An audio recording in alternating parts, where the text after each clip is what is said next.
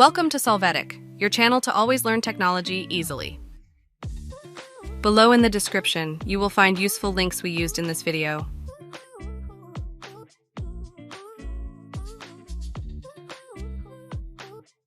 Today in Solvetic, we will see how to create a shortcut from a web page to the Android desktop.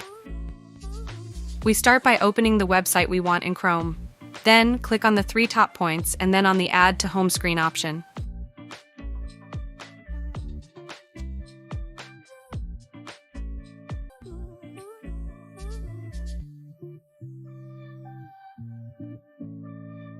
After that, we will give the shortcut a name and click on Add or Install to create it. Finally, we can see the shortcut on our desktop, and if we click on it, the web page will open. ¡Hey! No olvides suscribirte al canal de Solvetic.